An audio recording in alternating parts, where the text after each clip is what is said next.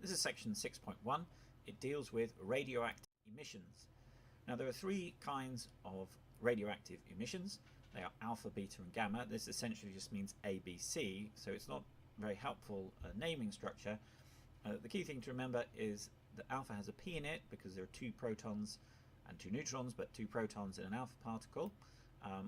Beta has an E in it, which means there's 1 electron. It's a fast moving electron. And gamma, the double M, looks a bit like a wave, and it's actually a high energy wave.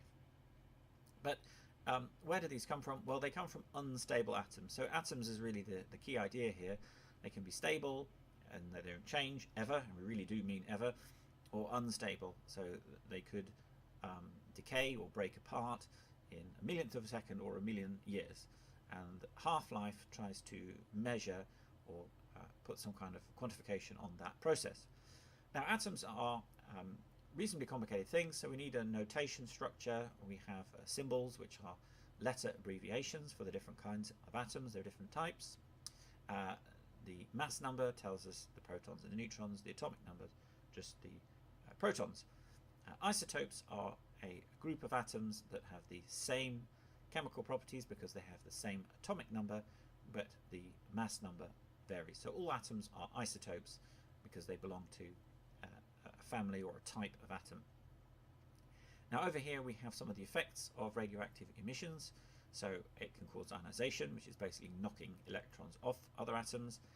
It can penetrate to varying degrees, and we have absorption and emission of photons of light, either in the shell or in the nucleus. And of course we have to remember that radiation transfers energy. In this case, unlike waves, well, the first two aren't waves, it's the matter itself is transferring the energy, and so radiation, as we'll see at the end, has 2 key meanings. It can either mean a wave or it can mean a particle. So, as we said, there are 92 naturally occurring types of atom or elements. There are quite a few more that we humans have made, but so roughly 100. Now, because they all have names, and some of the names are quite long, we have an abbreviation for the names. We call that a chemical symbol, but really all it is a letter. It's just laziness, and there are 4 types. Now, the white ones here are 2-letter English ones, so neon here, for instance, or nickel and aluminium and so on. So they make sense to us English speakers at least. The blue ones are single letters. Now, it would be nice if there was enough single letters to go around, but there aren't. But we also have the Latin ones, which is a little bit harder to get your head around.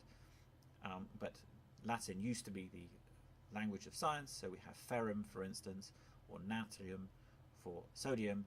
And we have 2, the black ones, that are single letter. So this is tungsten, and this is potassium, calcium and wolfram. So a bit confusing if you're not that familiar with chemistry, but hopefully this summarizes what's happening. So on the left here we have the structure of an atom. There are 3 subatomic particles that form the atom. We've got the neutrons, which are shown as green here, and the protons, and we've got the electrons on the shells on the outside. So in terms of physics, we're principally interested with the structure here and what's going on in the nucleus. So we can see here that carbon always has 6 protons by definition, but the number of neutrons can vary. They can vary quite a lot. And that's what we mean when we say carbon 15.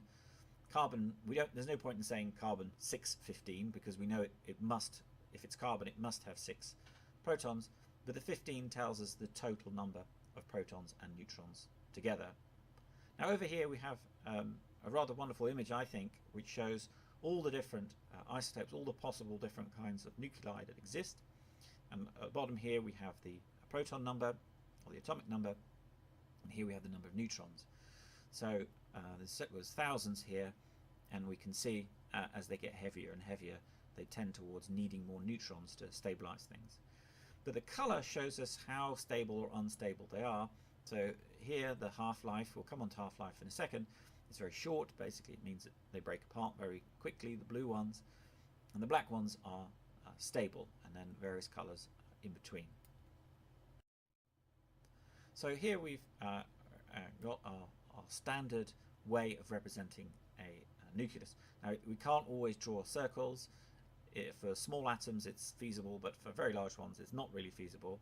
So we take the chemical symbol, which we've just met, so C in this case, but it could be anything, and then we've got the mass, so all the neutrons plus all the protons, and then we have the number of protons here, and this is just a standard way, a conventional way of representing what's going on.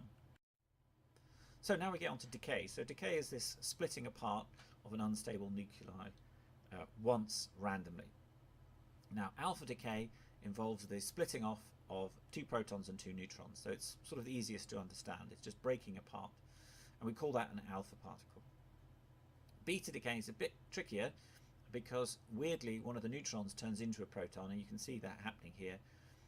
In that process it also fires out an electron. It's not that electron's been hiding there all along, it's to do with mass changing into energy and back into matter. It's pretty complicated. You just have to accept that that's what happens. And finally we have beta decay.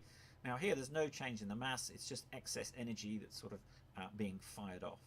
So there we have the 3. We can see the correct speeds here. So gamma is the speed of light, alpha is the slowest or still very quick, and beta is somewhere in between. Now this looks a bit overwhelming to begin with, and again if you're not familiar with the notation it can be a little bit tricky, but really the thing to remember is it really just boils down to -4, -2 for alpha decay, and do nothing or stay the same for beta and add 1. So here we've got our notation, and here we've got our sort of physical representation of that. So this is boron, 5 and 5, so 10 in total, that's why there's a 10 there, and 5 is the number of protons. So what happens with alpha decay? Well, we're going to lose 4 protons and neutrons together, nucleons they're called, so we're losing 4 nucleons. There they are, they've gone, and there we're representing them also. And how many protons are we losing? Well, 2. So this line can be read mathematically. 10 minus 4 is 6, 5 minus 2 is 3, and we can see alternatively that this adds up along here. You wouldn't normally put these red numbers in, but we're just showing that because that's the key idea. So if we just think of this as a bowl of fruit, we've got 5 green apples and 5 black. I know apples shouldn't be black, but think of them as red, and we just take 2 away of both colours, and what are we left with? That's really all it boils down to.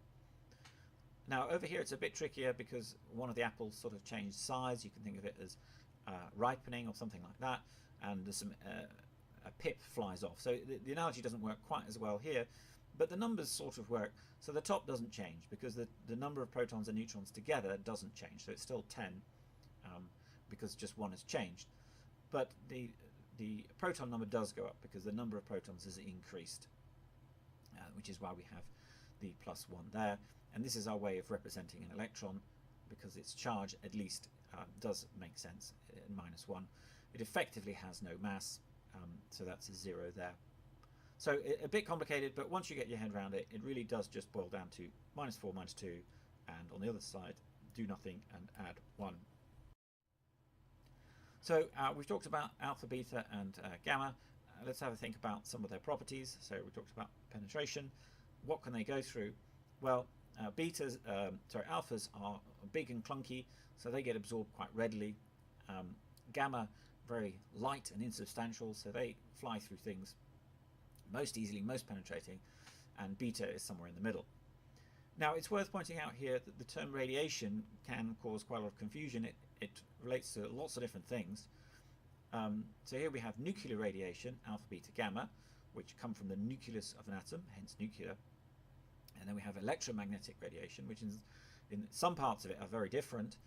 But gamma, slightly confusingly, is in both camps. So it's an electromagnetic wave because it has an electric component and a magnetic component, but it's nuclear because it comes from the nucleus. So it's a really helpful image, I think, this to try and get it clear in your head. So here we have energy level change. So an electron here on the left gets promoted or bounced up to a higher level because of an incoming bit of radiation, an incoming photon or a bit of a wave here.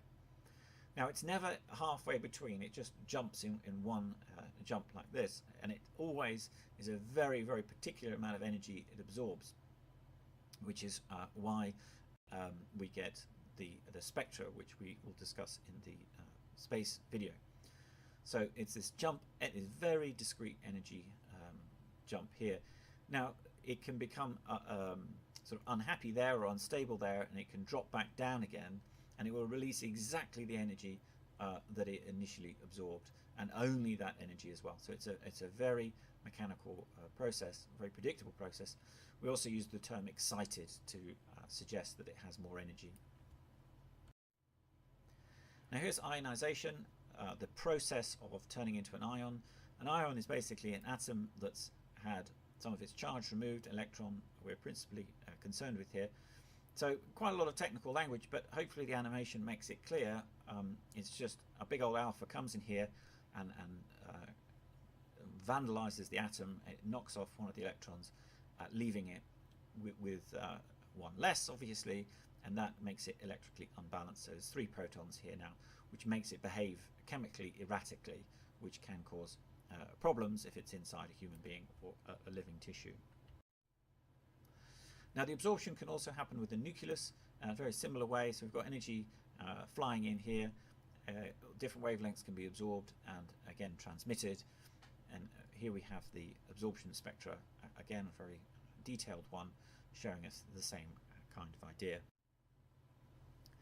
Half-life then is a key way, as we mentioned, of measuring how unstable an object is or a sample is. So we've got our little animation here. We can see that it's completely random when an individual one flies off. But the key thing is when there's more of them, we're going to get more flying off. So that's why initially we have lots of decays, but that reduces over time.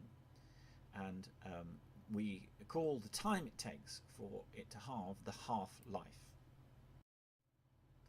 Now one application of this is carbon dating.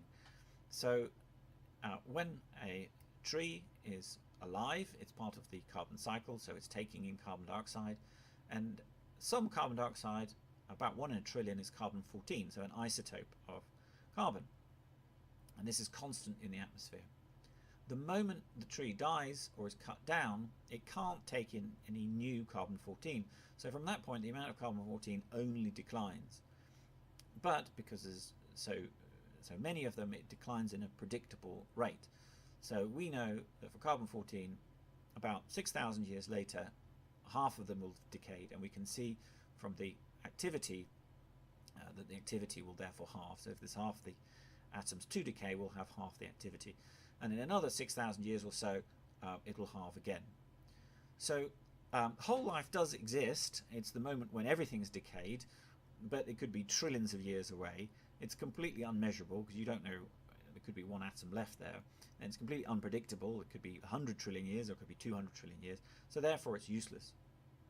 Whereas half-life is the opposite. It is measurable, it's predictable, and it's useful because it can tell us when the tree was cut down.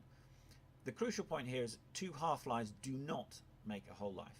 Emphatically do not make a whole life. It's not half a life, it's halving time, and we'll see that on this next slide. So half-life is halving time, and that really would be a better name for it. So here we've got the same thing represented 3 times, most literally here on the left. So we've got them nicely stacked up, 240 atoms, half of them decay, then the next half decays, and half and a half, and so on. Now this table you can use to answer questions.